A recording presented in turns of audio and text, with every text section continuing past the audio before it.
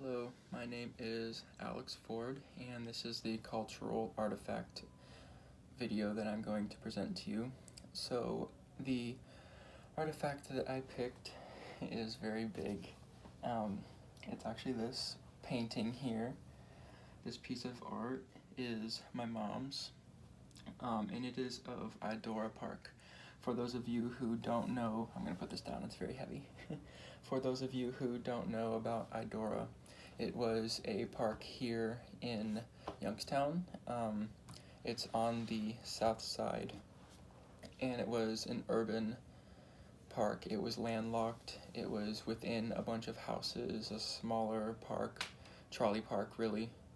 So I chose this object because my mom, growing up, had 4 siblings. She has 3 sisters and 1 brother, and their parents always brought them to Idora Park.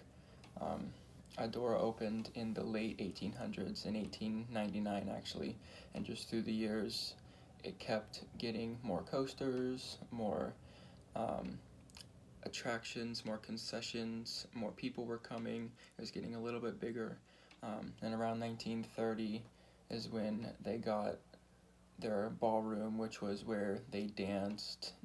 They had large hardwood floors, and they just had a bunch of radio and dance parties there. And then Idora also had 2 roller coasters. One of them was called the Jackrabbit, and the other one was called the Wildcat. Some of you have probably heard about the Wildcat because it was the story behind the famous fire at Idora. So the Wildcat was built in 1930, so it was a really big coaster. It was a really popular coaster. It was one of the best ones in the world up until 1984 when it did catch on fire. It caught on fire along with 11 concessions around it, the park office, and another attraction there called the Lost River. All of them were scorched, burned down, and beyond repair. So after that, they tore down the Wildcat. It would be too expensive to fix. So the park went on even though it lost one of its biggest attractions. And then through the rest of the years, it just didn't go very well. All of their sales went down, their attractions were aging, getting older, and they were suffering a decline. Not a lot of people were coming. So basically, it was around the 1990s-ish when they were trying to reinvent the whole park.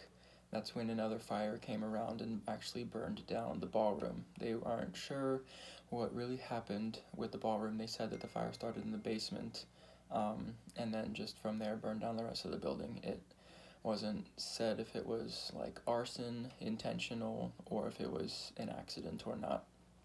And then after that, it closed for good. It went into new ownership when a local church organization bought the whole property, and from there on, all the roller coasters just were deteriorating, and it never reopened. They wanted to break ground and build something new out of it. None of that happened, and then eventually Youngstown officials just had the remaining rides, roller coasters, concessions all torn down by bulldozer because they were hazardous or fire hazards to the general public around them. So this big painting here is important to me because everyone in my family, all of my mom's siblings, have this painting. A couple of them have other ones too.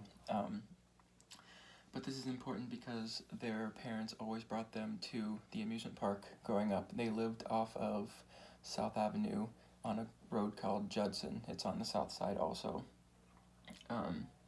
And I have grown up with my brother going to Cedar Point up north and Kennywood over in Pittsburgh because my mom always went to Idora when she was younger, so she raised my brother and I always going to amusement parks. It's just part of our culture. They grew up that way, so she made sure that my brother and I grew up that way. We still love roller coasters. We actually have a platinum pass to Cedar Point, so we go at least 5 times a summer. It's just something really important to us. We love going as a family, and we always have a great time. So, thank you for listening. That was my cultural artifact,